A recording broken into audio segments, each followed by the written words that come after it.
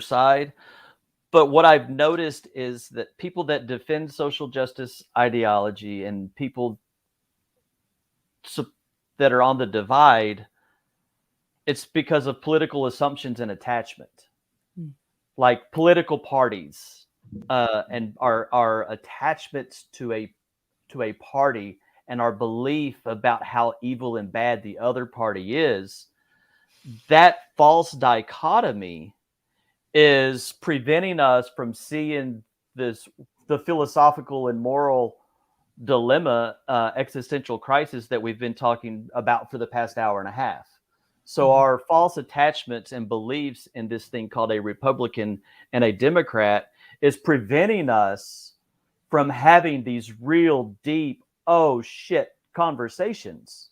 Yeah. Because of these perceived political beliefs. So I was thinking about that, our opening sentence of the Declaration of Independence, which is when in the course of human events, it becomes necessary for one people to dissolve the political bands which have connected them together.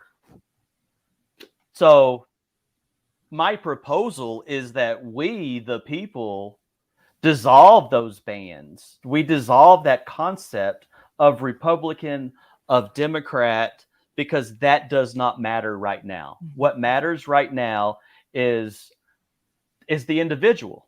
How do we feel about is the individual worth and value, or is the individual problematic? And are we going to put forth, postmodernism over the Enlightenment? Right. The Enlightenment, that's where we got these ideas of the free individual. And it took a long time to get to that point to where humans were able to come into a world, not all over the world, but in this place, and pursue their well-being how they see fit. Like that's what is at pathways into SEL, because it's the antidote for woke. Yes. Okay. And not just SEL, but diversity, equity, like every business organization and every school organization that is looking to increase their climate and culture and increase the well-being of the individuals within their organizations, and from a non-woke and from a the individual is bad and autonomy is bad point of view. Because if you're not equipping the individuals within your systems are going to be bad, is kind of the bottom line there. So, we do, educator professional development and corporate trainings to hopefully get this out of the culture, because, we talked last time what the culture is, a dress rehearsal for the political. And we said that last year, and our movement, the movement for the individual and for sovereignty, has not made a lot of progress in the past year. Yeah. So I believe that it's time for us to really, really do things. And that's why I've kind of stepped up and like, hey, I'm going to plan these 2 events and let's see who comes. I'm hoping to impact, 1,000+ people. And then those people can go in their communities and say, hey, look, because we want to replicate them all over the country. The lecture and concert, that we feel that's a wonderful way. If we could get that show on college campuses, if you get people to come together and listen to some ideas and then celebrate with each other, we feel that's a good way to stop what's happening on the college campuses as well. We have to transform the culture.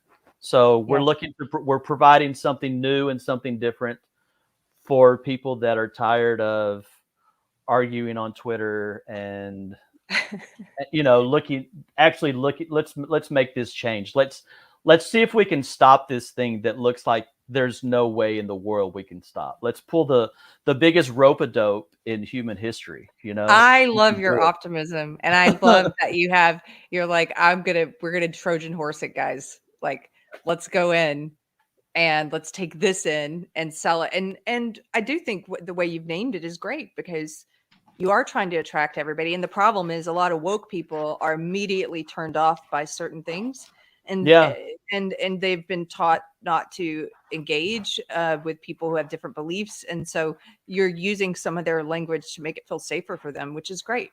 Well, and they really hate this. It's in Fort Worth on July 16th, and what it is, it's a lecture discussion with me and Eric Smith, and we are introducing an idea called fourth wave anti-racism. We are advancing Ibram X. Kendi's definition and workings Whoa. of anti-racism, and we're just elevating that conversation. We know a lot of people are looking, are tired of butting heads and are realizing that this is a political ideology and it's not meant for increasing human potential. So we're having a lecture discussion about that, a short break, and then is a concert by some amazing psychedelic funk hip hop artists, Cadillac Music. So nice. we're gonna, be thoughtful and celebrate and bring people together and really look to ignite something else in the culture. Not woke, not yelling at the woke, but let's unify and let's do something different. Let's elevate. So that's Awesome. one of the, right. And it's happening all over the world. That's the thing. Come on. That's not what's happened. The woke culture and the political tyranny at the footsteps. It's America. It's Canada. It's all throughout Europe. It's New Zealand. It's Australia. The idea of the individual as a living being on this planet all over it, that's what's under attack. Yeah. Yep.